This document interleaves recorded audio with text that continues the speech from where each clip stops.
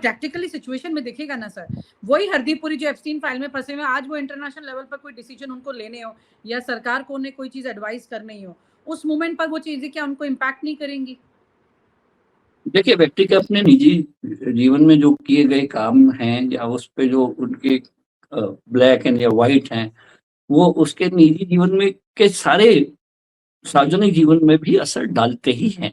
उसमें उससे आप किसी व्यक्ति को अलग थोड़ी कर सकते हैं बिल्कुल कि मैं इस समय पेट्रोलियम मंत्री हूँ और उस समय मैं सिर्फ एक व्यक्ति हूँ और उन दोनों क्योंकि का वो तो न्यूयॉर्क में एम्बेसडर रहे हैं, फिर उसके बाद वो मंत्री कोई हैं कोई और ना ये कुछ विनीता जी, पेट्रोलियम कोई ना गैस कोई वगैरह कुछ ना खत्म कुछ करते रहा हैं। है, जी कुछ ना कुछ कहीं ना कहीं कोई रहा है, उसका अपना एक जीवन रहा है, एक निजी जीवन रहा है और उसके सारे असर उसके पब्लिक व्यवहार पे होते ही हैं। नोबडी कैन बी क्योंकि अबोव सर हिज। आज उनके सामने दो बड़े चैलेंज भी है ना, इसमें नेचुरल गैस भी उनके अंडर है, पेट्रोलियम का भी उनके अंडर है, और इतना बड़ा संकट, मतलब मुझे तो ऐसा लग रहा है कि हरदीप पुरी जो हैं वो इस वक्त बहुत बड़े संकटों से जूझ रहे हैं। इस देश में जो दो बड़े संकट है, पेट्रोल का और नेचुरल गैस का, वो भी, और उनका खुद का पर्सनल संकट एप्स्टीन फाइल का, जिसको लेकर उनकी बेटी सुप्रीम कोर्ट चली गई ये कहने कि भाई देखिए जितने भी सोशल मीडिया पर इस तरह की चर्चा हो रही है उनको बैन कीजिए। तो और यहाँ पर तीसरा उनके संकट, साख को बचाना है, ये देश को बचाना है, कैसे होकर कैसे मैनेज करेंगे हरदीप पुरी आप? तो क्योंकि तमाम एम्बेसडर्स को जो पुराने हैं, नए हैं, आने वाले, सबको आप जानते हैं, तो किस तरह का इनका क्षमता है इन चीजों को देखने समझने की? तो तीसरा संकट तो देश का है ना कि इस देश के मंत्री ऐसे हैं जिनके ऊपर संकट है।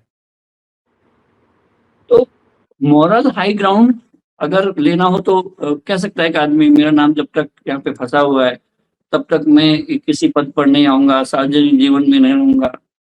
ये आडवाणी जी करके देख चुके हैं कि जब तक मेरा नाम बाबरी मस्जिद में गिराने में होगा मैं तब तक लेकिन पद स्वीकार वो नहीं करूंगा। पेट्रोलियम और नेचुरल गैस मंत्री हैं, तो ऐसी परिस्थिति में भी तो ये सवाल बनता है ना कि क्या वो इतना बेहतर चीजों को, सिचुएशन को कंट्रोल कर पाएंगे? उनकी इतनी जरूरत है इस वक्त इस पद पर। अगर आप अगर आज वो ये पद छोड़ भी दे मॉरल ग्राउंड पर, तो बड़े संकट ना पैदा हो जाए, क्योंकि संकट तो ऑलरेडी चल रहा है पेट्रोलियम में और नेचुरल गैस में।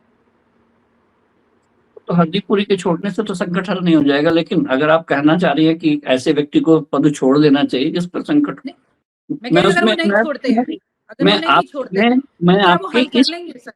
मैं आपके इस नैतिक बल का साथ खड़ा हूं कि किसी भी ऐसे व्यक्ति को जो बहुत बुरी तरह से आरोपों के घेरे में फंसा उसको फेंक देना चाहिए। अरविंद केजरीवाल जैसे बोल देते हैं कि मैं तब तक दिल्ली का सीएम नहीं बनूंगा जब तक हाँ, मैं, और वो उसके बाद वो करते भी नहीं ऐसा। हाँ।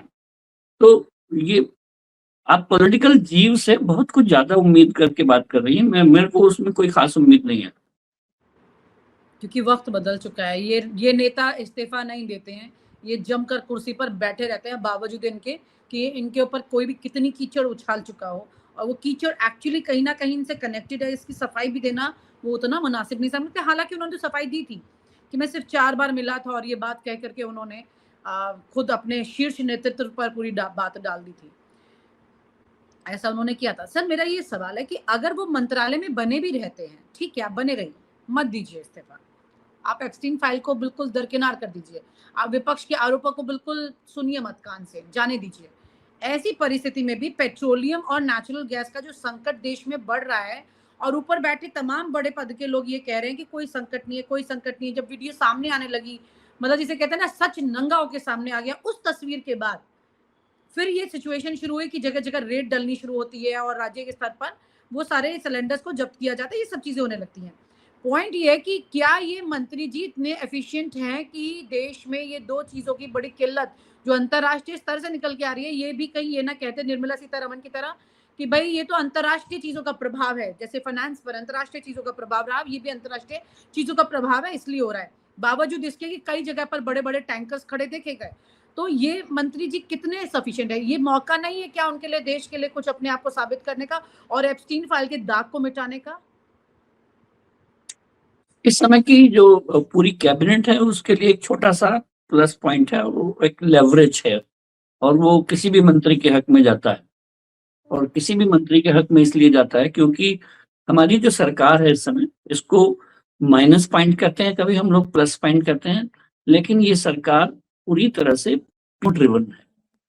ऐसे में बजट क्या बनता है, नेचुरल गैस या पेट्रोलियम मंत्री क्या करता है, या रक्षा मंत्री किस सौदे को करता है, ये बिल्कुल एक गौण बात हो गई है, क्योंकि ये सारे फैसले पीएमओ ड्रिवन हैं।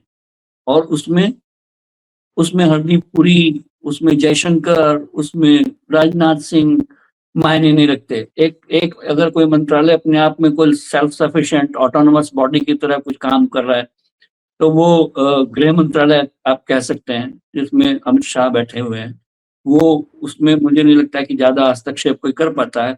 या फिर एक और मंत्रालय है जो Nitin Gadkari surface transport ministry चलाते हैं, उनके कामकाज में हस्तक्षेप कोई कर नहीं पा रहा है पीएमओ का।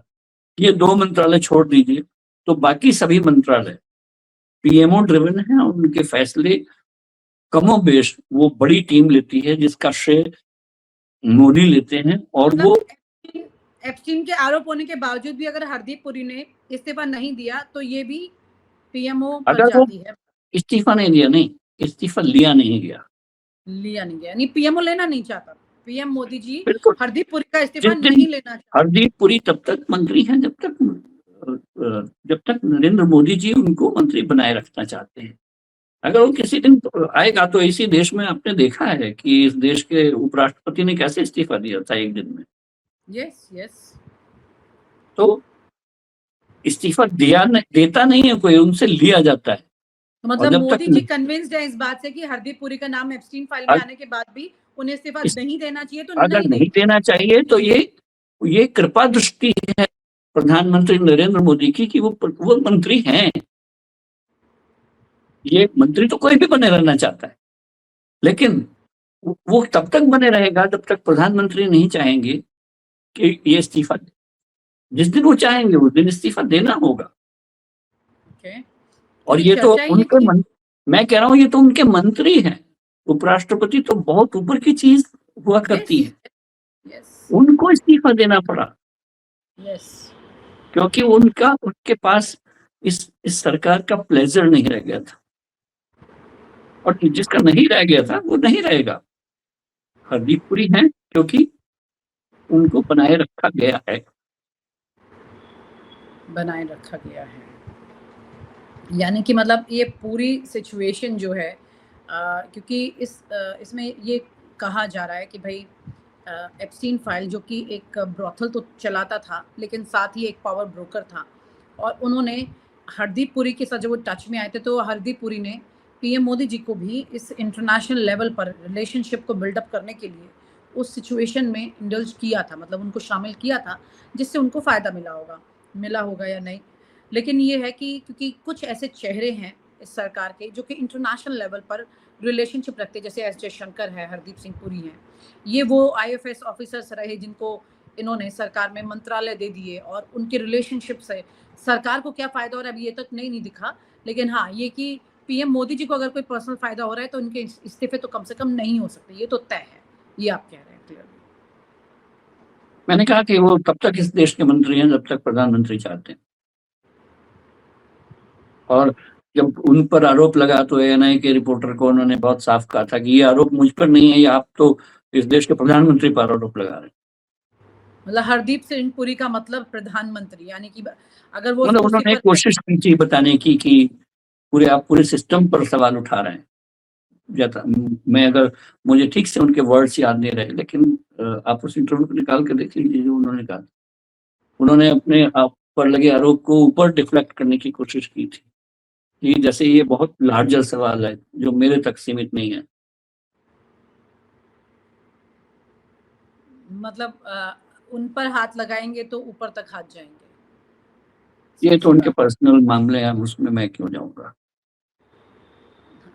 पर्सनल मुझे मामला एप्स्टीन का पूरा रॉट ही मुझे एक उस ऐसा है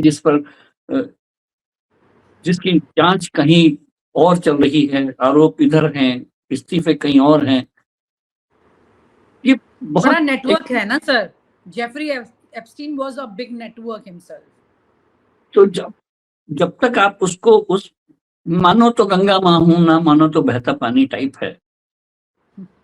आप अगर आप शुद्ध हैं, बेदाग हैं, तो बेदाग हैं, और जहां आपने अपने आप को ये साबित करने की कोशिश की तो फिर जांच बैठा दीजिए, उसमें पता चल जाएगा। लेकिन न जांच बैठी हुई है, हम लोग सिर्फ डिस्कशन पर हैं इस अभी तक, कि एक अमेरिका में कुछ फाइलें हैं, वहां पे उसमें कुछ सच है, उसमें कुछ फोटोग्राफ हैं, कुछ संबंध है। जब तक इस देश में, तो मैंने उदाहरण इसलिए दिया है आपको, अरविंद केजरीवाल यहाँ पर एक अनफिट उदाहरण थे, लेकिन मैंने इसलिए दिया है कि वो उनका case threadbare Supreme Court में भी सुना गया, उसके बावजूद वो आदमी बेदाग है। तो मैं इन फाइलों पर कैसे मतलब अपना जजमेंट दूं? कैसे बड़ी बात यह है कि आज की तारीख में मोरालिटी नाम की कोई चीज अब नेतागिरी में बची नहीं है। किसी के चरित्र हनन They are के two ग्राउंड different पर things. Morality नहीं and होना। politics are two different things now. हाँ sir, Morality and politics are two different things. ये बहुत अफसोस की बात है। मतलब इसी के साथ इस चर्चा को खत्म करेंगे, क्योंकि अगर वाकई में दो अलग चीजें हो गई हैं तो वाकई और सवाल बचते कहाँ हैं। शुक्रिया sir, thank you so much for talking to us. और आप हमसे जुड़े रहने के लिए सब्सक्राइब करें YouTube पर, फॉलो करें ट्विटर पर और लाइक करें Facebook पर। और ज्यादा जानकारी के लिए आपको टाइप करना होगा सिर्फ न्यूज़ नशा।